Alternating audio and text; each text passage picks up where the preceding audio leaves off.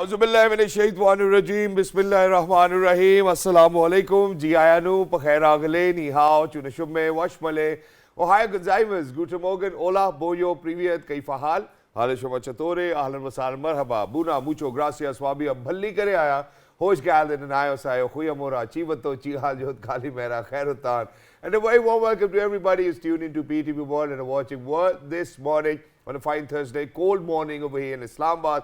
Ladies and gentlemen, I happen to be Shahzad Hassan Khan, and with me, I'm very lucky that I've been joined by my very well-learned colleague, not just that, very patient for chocolates and pakoras as well. She is Ms. Hajra Sati. Hello Hajra, assalamu alaikum, good morning. How are you feeling today? Walaikum assalam. Thank you so much, Jazakallah khair, for introducing me. Shahzad, I know you have something wonderful to share, but before you ruminate over your own thoughts, I would like to share a very important thing, because I was going through this thing, especially on my social media feed, and I came across a very wonderful quote, and it talked about how we need to pontificate and ponder over the meditative power of contemplation, and especially we have the precedence in Islamic values. When Holy Prophet Hazrat Muhammad sallallahu alaihi wasallam was not revealed the prophecy, he used to disengage from that society of Makkah, from the tribe of the Quraysh, and he used to go to the Ghar-e Hira or cave of Hira, and he used to disengage and disconnect from everyone there and engage in the meditative power of contemplation there, because he was very dissatisfied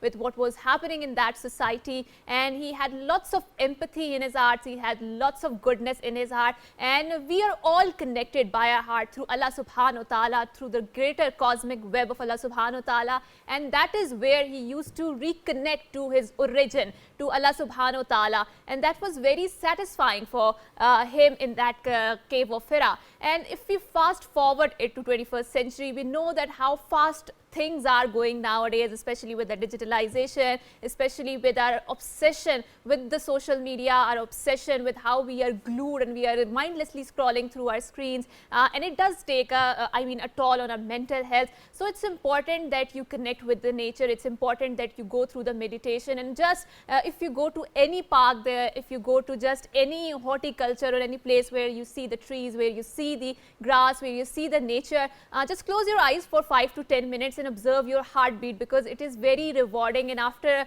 certain time, after a week or a 2 week, you will realize that your heart is such a wonderful thing, and the miracles that human beings are in search of outside in this universe, you will find those wonders encapsulated in your heart, because at the bottom of it we are all connected to it, and you will find the wahdaniyat of Allah subhanahu wa ta'ala in everything you see in this universe. Thank you so much, for putting it out so beautifully as well, because imagine that ever since that we were born and we were growing up, we would always listen to Dilon ka sukoon Allah ke zikr mein hai. So ladies and gentlemen, I think this is one thing which I wanted to allude to as well.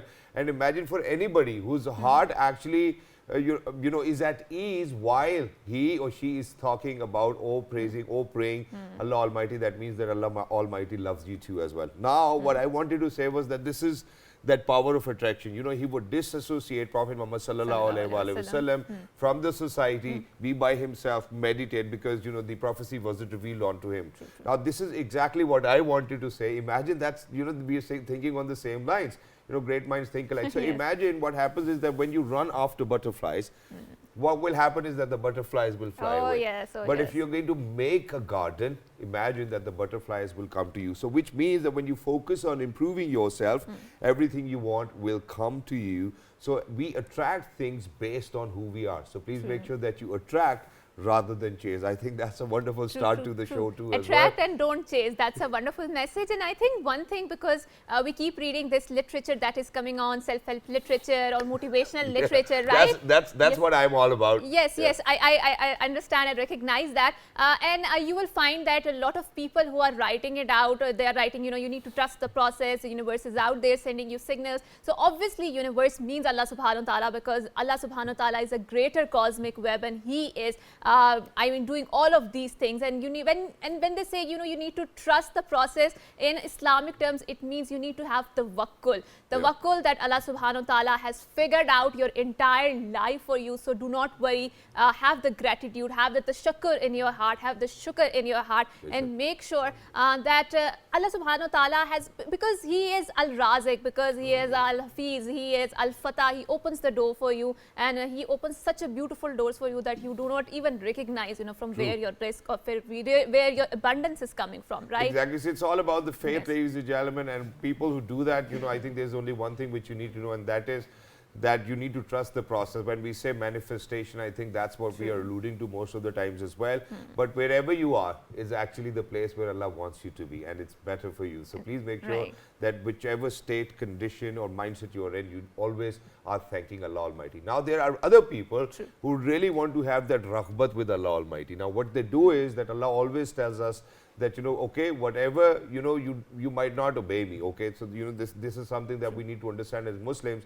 You know, whatever is in between you and your Allah is something which will be decided by Allah anyways, you know. So imagine that Allah might be forgiving. Allah has always been forgiving as well and might forgive. But, you know, for whatever wrong doings you have, you know, against the people of Allah Almighty, ladies and gentlemen, that's something which is in between you and that person. Now, there are people who are always trying, who are always taking initiatives to help the people of Allah Almighty. And when we say people of Allah Almighty, that does not mean Muslims only. That means that the entire population of this globe are the people of Allah Almighty, because anybody can get to that at any time. So we have been joined by people. For the very first time, I've come across a foundation which is being run by these amazing people. They do not ask for donations. They do not seek for donations from anybody, but rather those members of the foundation are making sure that there are kids studying outside, that they're making sure that there are kidney transplants taking for free, you know, there are free medical camps, there are free vocational trainings. How are they managing to do that is something that we will be indulging into today. So ladies and gentlemen, we're very lucky that we've actually been joined by somebody who happens to be that one amazing member for Meri Pehchan Pakistan Foundation. She is Miss Shahida Naveed. Hello, assalamu alaikum, good morning. How are you doing today? Walaikum salam. Thank you so much. Good morning to you. Thank you so much for joining us. Wonderful to have you, and alongside her, ladies and gentlemen, his other half is over here as well. Ladies and gentlemen, very lucky that we have been joined by the head of Department Urology, Jinnah Hospital, Lahore. He happens to be Professor Dr. Naveed Iqbal Sahab. Hello, sir. Assalamu alaikum. Good morning. How are you? Wassalam. Thank you very much, and good morning to you. Thank you so much, sir. Thank you so much for joining us. And Ms. Shahida, we would like to start from you, because ladies first, obviously. So tell us about your foundation. You know, how did this idea came into forth, and which are particular areas that you are helping forth? Thank you so much, first of all, to invite me here and to give me a chance to describe my activities and my passion. Actually, I think these social activities are our inner feelings. Whenever we do something for humanity or for our community, it's just what our hearts and what is connection with our God. Okay, it's just for Allah. I am also doing such things because it was my inner feelings that I can do something for women, especially who are widows, divorced, or often girls who are dependent upon others. I want to finish all these things, that they should depend upon others, that they will give them and they seek for others. So why did you come to this point that you actually realized that I need to help women and you know, unfortunately were from marginalized communities, unfortunately were divorced, you know, why do you think that there was this urge in you? Did you see something of that sort? Yeah, actually I was connected with some foundation before that, and it was my passion to see other people, what are they need actually. Then I visited there, that some widows came here, and I interviewed them, and they just told me that we are enough, what the people are giving us. We don't want to increase our skills, or we don't want any training, and we are enough that my husband's family or my family or my neighbors or relatives are giving to us. That is surprising for me, that why they don't want to increase, they don't want to develop their skills. So you wanted to give them a sustainable living. Yeah. That was a very unhealthy obsession, you know, with the dependence on others, right? Yeah. That's why I think that I thought that there should be a platform that we should give them trainings so that permanently they get independent in their life, and they should contribute financially in their families, so that many problems can decrease in this way. Mashallah. And in addition to this, then when did your other half, Professor Saab, actually become a part of your obsession and passion? Yeah, actually I think I am not enough myself. We women always need help. Mashallah. That may be from father, from brothers, from husband, then from son. Husband वैसे आता second last पे ही आता है अक्सर ये last. No, second last one. Yeah, but it's very important. Actually, we have two parts of our life, women. Like before marriage and after marriage. True. Before 2%, after 2. Then the husband is the main part of our family, our life, our personality. Thank you so much for saying that, which is why I'm going to move on to Professor Saab now. So Professor Saab, you know, it's wonderful to see, you know, such a power couple over here inside the studios who are helping people in all facets of life, may it be health, may it be education, may it be their well-being, may it be their sustainable living. So when you realize that, okay, you know, your missus has actually got this obsession with helping people, what was your first reaction and then how did you become a part of it? Thank you very much. Initially, it was our habit. We usually pay something like to beggars, support for marriage, financial support. That was haphazards. Was it organized? Yes, I discussed with my wife, like, this is the story. We should be organized and disciplined, and we will not take any donation from anybody. He said, okay. Now the family is complete, children has gone up, she is free, so that is the better time to invest. True. So I encourage him, I push him, and I said to her, no problem, I am behind you. Mashallah. I will support inshallah every step. So that is the main reason. And you have been, alhamdulillah, blessed with, you are a doctor, and I am pretty sure lots of patients walk into your clinic every day or your hospital every day in your room. But when we talk about free medical camps, can you elucidate upon over that, you know, what sort of medical camps are you providing and which is the particular target audience, you know, which comes into those free medical camps, and why particularly that area where you're focusing on? Actually, in our wards, I am in this profession since 1991. I see poor patients. Okay. They are always in difficulties, problems, social, always these. So when I think, we support them in the ward as well, no doubt. In addition to that, when we made this Meri Pehchan Welfare Foundation, we usually conduct only Sunday, a free camp. We assess the needs of the people. They tell us, okay, we need, say, eye surgeon, say diabetes specialist, say hypertension specialist, say ENT specialist, physiotherapist. They tell us we need this. I make an arrangement for them and provides and ask them the requirement of the physicians, what drugs he or she needs. So I will provide them, and I personally sit there from 10 to 4 p.m. Wow, every Sunday? Every Sunday. Wow. And dedicated for only. That's amazing. And Shahida Saiba, now moving on to you, since you mentioned that you had an inner calling where you talked about that how you were attracted towards the people who needed the help. And I think we always had that inner calling, but it's just that we try sometimes in a cacophony of this life, sometimes that we are so busy that we try to suppress that voice, right? And I think the lucky are the people who make sure that they listen to that inner calling. So now let's talk about the women that you are empowering, right? And you did talk about that you are imparting them with the vocational training, with the IT skills. So what exactly are your future projects, and what are exactly your current projects that you are going on, and what are some of the missing gaps that you see in them? Actually, missing thing was that the ladies are not empowered. They don't want to develop their skills. Okay. I am working on that. They should develop, and I am providing them different trainings. Right. And is the response encouraging? Because you mentioned about that how there's unhealthy obsession with that dependence on other people. Yeah.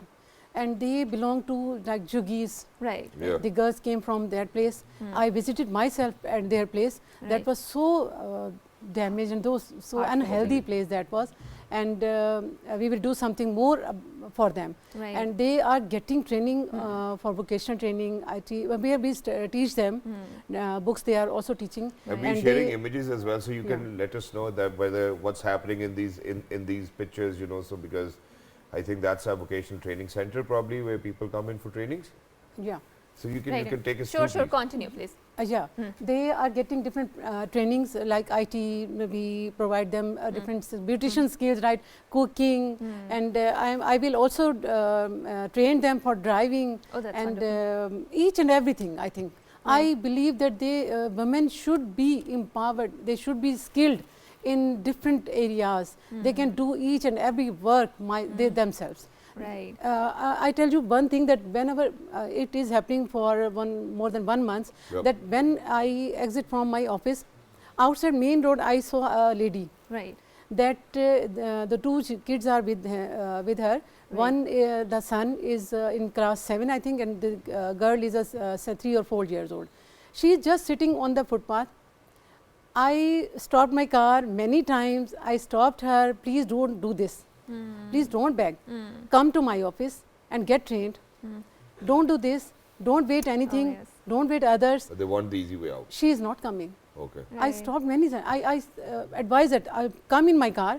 I will give you. I will. Because unfortunately, we do have these begging mafias over here, and we certainly need to address this issue. But in addition to this, there is one more thing which I would want to put in front of you. Number one, I'm really proud that that whoever is member of your foundation are the people who do charity by themselves. You're not asking for donations. We'll come down to that.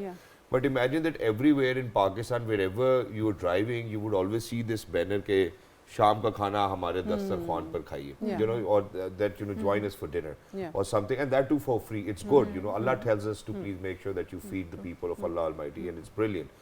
I have never ever seen a banner which says that we are teaching computer skills for free, please come in. We are teaching driving for free, please come in. I've never seen that. How do you think that we can change this very thought process of people, that it's not just the food, rather we need to teach them how to fish? But then people are now not willing to fish as well because they're too dependent on that. I'll take Professor Saab's take on this and we'll come back to you. Professor Saab, don't you think that we need to change this now? No doubt. It is our this tradition, beggar mafia. They never want, they should be independent, they earn. By doing this, you have told us, okay, Dastakhan. I think, okay, on one aspect it is good thing, but it is my personal opinion, we are producing more beggars. True. Train them. It is our, even in Muslim history, Muhajirin Ansar. When they come into Medina, Muhajirin said, okay, tell us the roadmap of bazaar, we will ourselves. This is the logic behind this, make them own. Earn your livings with your own hands. This is liked by our God. Exactly. And for anybody who's out there, let us just be very clear on this as well, that our religion, Islam, does not really allow us to beg as well. Our religion always tells us, upar wala haath niche wale haath se behtar hota hai, that the hand which feeds the people is better than the hand which is on the I think you receiving end. mentioned a very important point, Shehzad, which is that behavioral change is very difficult to achieve, and someone who has been instilled with this mind since the age of the childhood, it's very difficult to making sure that you install a new mindset or you rewire their braining or the program that they have been installed with. So Ms. Shahida, now let's come back to you, and because of the paucity of the time, so you are also empowering transgender community out there, and we know that it is one of the very marginalized communities. It is looked down upon, and unfortunately, they do not find many opportunities in a society to climb through. So what sort of opportunities are you providing to the transgender community? And like you mentioned that there is a very strong mindset about begging, and it's very difficult to disassociate themselves from this particular profession. So do you find hindrances in empowering a transgender community? Yeah, I think it's very difficult to give them sense of getting training. Oh yes. When I started, I execute this my feelings to create my office. I invited many workers that are doing work in many houses. She refused me that no, I am earning enough to run my house. Then I insisted that how much money you have saved now till now? Nothing. What is your now wealth? Nothing. So get trained. So that your girl should not do the same thing that you are doing. True. Okay, one time before few days we visited Jogis, and my fellows, also my friends went there, and we distributed many things there. Then I told them, you have eaten things which we have distributed to. You will wear the clothes, that will be also finished. What will remain with you, the things or skills we are providing, we are training to you. Okay. Then one woman also started crying, and she said that you are doing good and I will join you. That the main thing is that we should train them.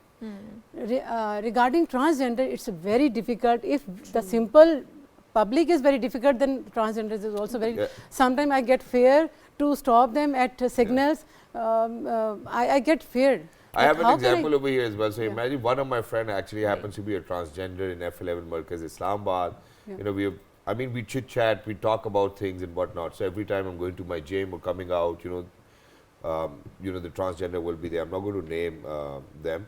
So what happened was that I asked them once, I was like, okay, how much money do you make? So they go like, we make up to somewhat around 300,000 to 400,000 rupees a month. Oh my and God. I was like, do you drive a car? And they all of a sudden they went like, yes, we drive a Honda Civic, because I'm friends with that. So imagine that the kind of lifestyle that they're living, they're not ready to sacrifice that because it's just for free. You're out there, Haji Saab, Haji Saab, Haji Saab. We need to change that mindset. That's wonderful. Very quickly towards the end, two things. Number one, how can anyone become a member of Meri Pehchan Pakistan Welfare Foundation? If there are any openings, because you do not seek donations or charity from anybody else. So how can one become a member? Please take us through that first of all, and then I'll come up with the second one. Or if someone wants to contribute non-monetarily. I invite always that you should come, you should visit my office, and you can contribute, and not even on monetary basis, you can contribute on services basis. And where's the office? In Wabda Town Phase 2. Wabda Town Phase 2, with the name of Meri Pehchan Pakistan Welfare Foundation. Meri Pehchan Welfare Foundation. Yeah, wonderful. And the second question is now, sir, it's for both of you, because now you guys keep yourself busy every Sunday, you're working otherwise, you're a professor, doctor, you have so many things to do. She's doing so many things. When do you guys get time for yourselves and your kids? Like now. I mean, he's hardly spoken, he's hardly said anything. Yeah, please. I have made my life somewhat disciplined. Oh, that's wonderful. It is my habit since childhood. That's wonderful. I get up after Fajr Azan. MashaAllah. Whatsoever the Sunday, Eid. And you don't sleep back? No. Okay, that's wonderful. After that, at 2 p.m. or 2:30 when I came back from my office, Power nap. Kalula. Yeah. Half an hours, then again work. That's it. And after 10 p.m, Khalas. That's it. Back to sleep. I think when you wake But in spite of these all, we spare time every year with family to go outside. Clinic time, 6 to 9 only. Okay. In between, the time for family and kids. That's wonderful, and I think finding that sort of discipline, especially when you are a doctor, because there's so many emergency calls out there and patients are vying for your attention, and it's such a amazing profession, yet very time consuming, and yet very I would say you have to put all your heart out there to make sure that other people or the other patients whose lives depend on you are healthy, and not just healthy, they're also thriving that space. So thank you so much, Dr. Saab, for these amazing messages that you came out across and for doing such a wonderful work. And thank you so much, Shahida Saiba, for having this wonderful organization, foundation, and we're wishing you best of luck. And if you need any sort of help from our platform, we're always here to help you guys out there. And we are bidding this, or I would like to say that we are wrapping up this segment, and after a short break, we will come back and we will pontificate over the importance of communication, because miscommunication, I think, is the cause of all of these conflicts and how to resolve them. So after a short break, don't go away. Good morning.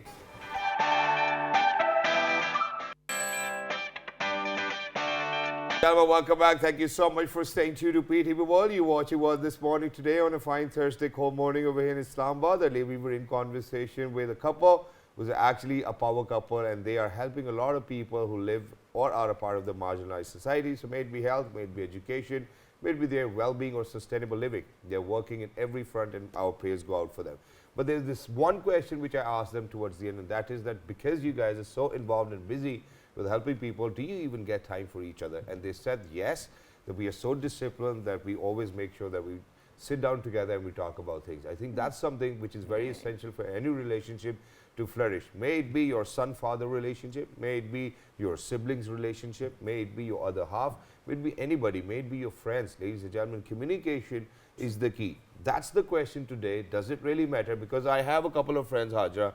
If I don't see them for 4 years, and if I'm going to see them after 4 years, it doesn't matter whether we spoke or not. We are still that, or that we will always share the same friendship and the bond as well. So to talk about this, we're very lucky because we've been talking about time management with him as well. So ladies and gentlemen, it's an honor for us to have him over. He happens to be a motivational speaker, very well-dressed, well-spoken gentleman always makes sense. He is Mr. Muhammad Abdul Wahab. Hello sir, Assalamu alaikum, good morning, how are you? Walaikum Assalam. Thank you so much. I'm fine. What about you? Absolutely perfect. It's really, I mean, freezing cold these days. You see. It is. I mean, today it's lesser cold, I would Lesser like to cold, say, because comparatively. there's no fog early in the mornings, and I was very grateful to that because I could see the sun. But now let's focus our conversations on healthier communications, because Shehzad, there are people, especially the introverts, who have difficulty saying no to the people, and when you don't say no to the people, it can take a lot of toll on your own health and on your relationships. How to say no, I think this is one of the very important aspects if you want to address the communication issues, right? Yes. Go ahead.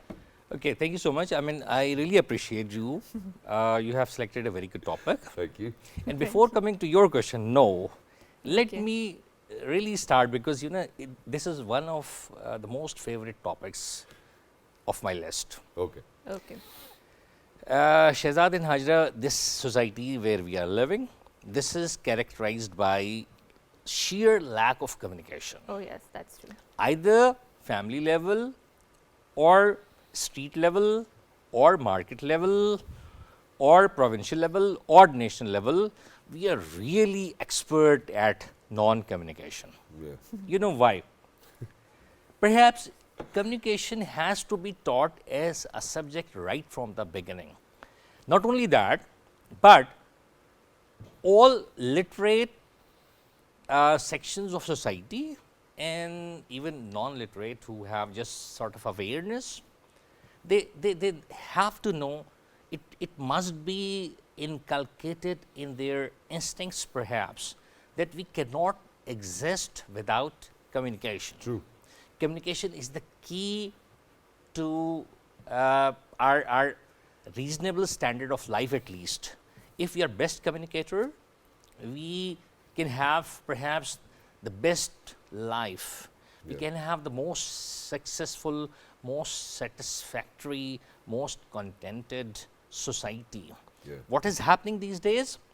You go anywhere. Within home, parents do not talk to each other. Parents do not 12 साल हो गए आपस में बात नहीं कर exactly. Shehzad, I mean, this is really. I mean, why even together then? Exactly. What's the point? Parents do not talk to children. Yeah. Children do not talk to parents. Children do not talk to each other. University students who are siblings, they are living under one roof.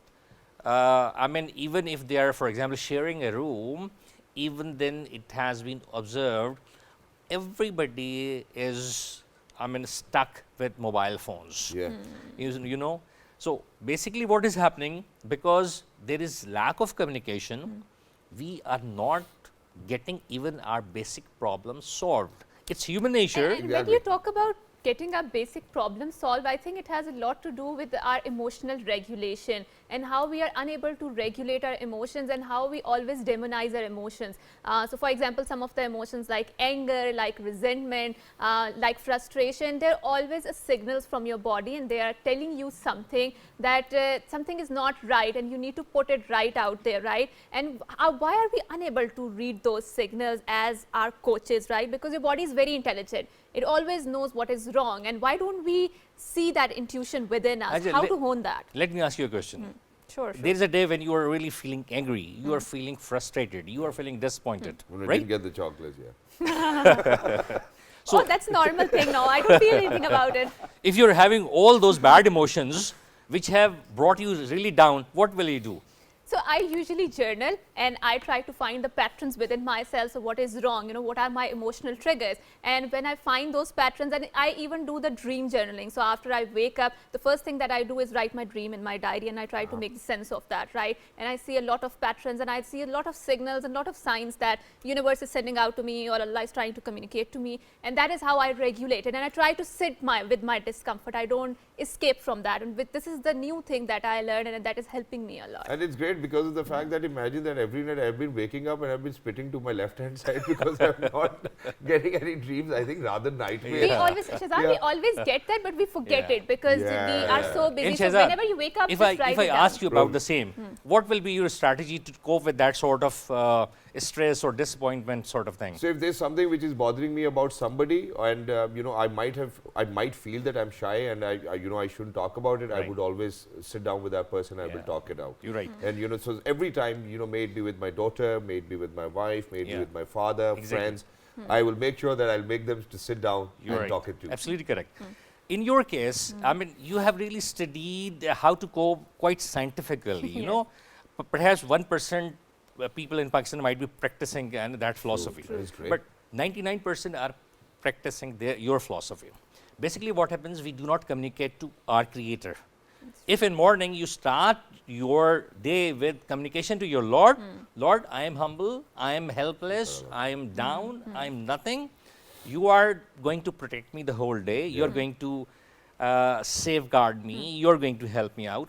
Then what happens? Your family members, immediate family members, they are your first level of support. You know, I mean, parents, wife, children, brothers, sisters, if they share their griefs, if they share their sorrows, if they share how to really cope with all those stresses, what happens? Half of the worries get resolved at your home place. What happens? You step out, you go to your office, you have colleagues or you have friends, you just pick your phone, you speak to your closest friend. Exactly. How are you?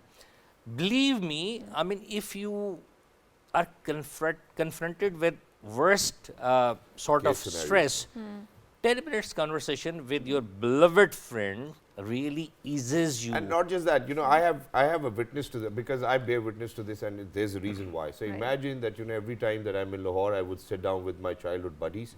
Exactly. You know, we would talk all night, and the next morning when I wake up, I'm like literally relaxed. But in addition to this, sir, there's always a thin line when you talk it through, and this is something which I would want people to kind of follow as well. Exactly. Now imagine that there's this statement that we have heard ever since that we were growing up, मैं तो जो बात करता हूँ मुंह पे करता हूँ. You know, I think this is one thing which people really need to change. True. Because imagine if you're going to open your mouth and say something which is going to hurt somebody's sentiment, don't say it. Absorb it. You know, why can't you meditate? Whatever you've been absorbing, you can meditate it. You know, you just need to think it through. Absolutely correct. Number one. Number two, what do you think are the hurdles? You know, is it because people, you know, you said an introvert, do you think it's ego most of the time?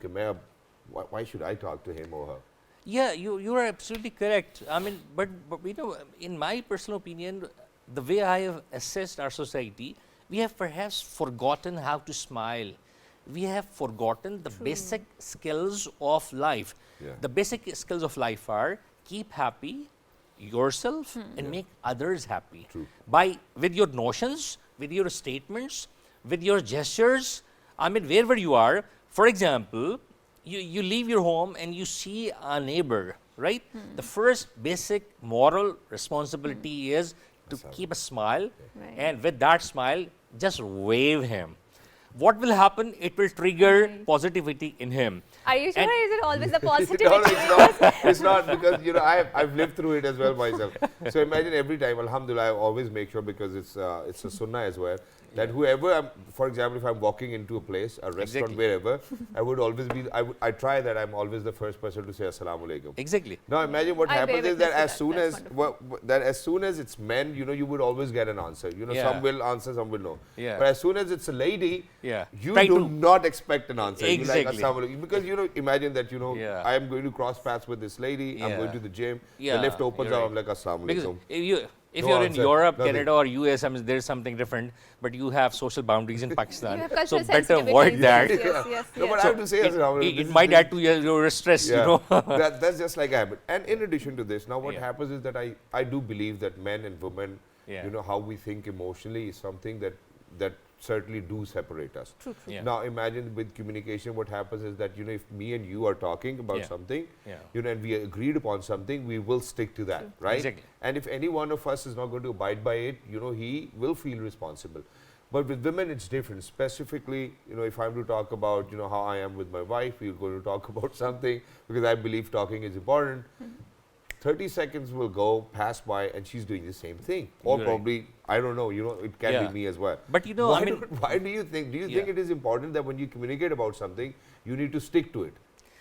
Well, you see, I mean, not at all. Yeah, this that's what I this is a difference. In my opinion, women are better communicators. You know, Yeah. men are, I mean, really. अपनी दोस्त की बुराई करेंगी और अभी उसी का phone आएगा तो इतने अच्छे से सलाम करेंगे Exactly. अस्सलाम वालेकुम Absolutely where correct. were you They have this flexibility, you know, they are really flexible. They can really have sort of, I mean, they can change very, I mean, quickly. and it doesn't really That's kind of not bother change, them as that's well adaptability. yeah, and it Adaptability, doesn't yeah. bother I mean, them I as wanted well. to say that, yeah, it absolutely. doesn't bother them Basically, you know, Shadab, what is happening? At our homes, in our society, what we need to do, when I say we have to be better communicator, for example, we have to adopt basic features. We have to say hello, hi. We have to ask the person how is he. At the same time, in family relationships or in friend relationships, we have to take care of the needs of the other person. True. If you think that a person feels happy with a certain gesture, for example, if a person is happy with a cup of tea or coffee, why not to ask that person? True. Family member, I mean, you are a man, you have a wife, but she feels very good if you offer, can I make a cup of coffee for you? You know, and you make that coffee, that will elevate her soul. The whole day, she will work with positive energy. But what happens, इतनी टांगें दबाई boss मैंने most of the men, नहीं सकता हूँ। thanks for So sharing this please, secret, you you know, it's not other working wives are going to expect the same now. These are secrets which are supposed to be kept secret. it's all right it's all right I would want people to take inspiration No, from it will Why create not? trouble for people like me, you see. Another set of expectations. But I think that's a wonderful conversation, and it was on the lighter note. And obviously, caring and kindness and gentleness is not something. So you find these traits in the prophets, right? In the line of the prophecy, and you will find that how prophets used to cry because they were so much fearful of what is happening around them. They had the fear of Allah Subhanahu wa Taala, and they would cry their heart out. And I think this is something that we need to eulogize. This is something that we need to acknowledge, because crying always makes you closer to Allah Subhanahu wa Taala. Exactly. But means that obviously, you have a soft heart exactly, and then you are honing your innate sense of originality with Allah Subhanahu wa Taala. So Wahab Sahab, how to make sure, and obviously then there's another line, you know, crying too much out there, being too much emotional out there, or being too much. There are sensitive people out there. I would like to categorize myself as highly sensitive, so I have a high emotional intelligence, and because of my sensitivity, I can absorb a lot of emotions around me, right? It's a gift, and at the same time, it can be a curse because you are absorbing a lot of emotions from other people's, and you can understand a lot of unsaid feelings, unsaid words, but at the same time, it is very exhausting experience. So how to protect yourself if you are a very highly sensitive person? Yeah, Hajar, the thing is, I mean, there is no fun in being too extra sensitive. Yeah. Be sensitive to a certain reasonable limit, right? At the same time, do not be insensitive. So, I mean, other people get hurt. You know, the thing is, try to take care of the people around you, but at the same time, when they increase their demands, they go beyond certain normal levels. Say no, because I mean, you are not capable of doing every job in this world. You are capable of doing your own personal job. So when you really treat people well, you treat them with kindness, you treat them with hospitality, you treat them well, you are going to get the same goodness returned to you. You see, usually it hardly happens with 2, 3, 4, 5% cases that goodness is not returned well.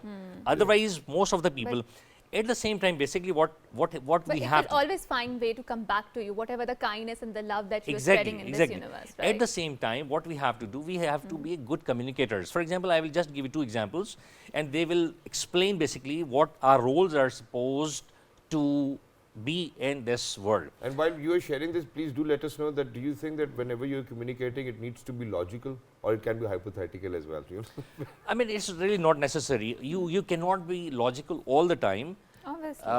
Wives usually are never logical. You see, they Husbands.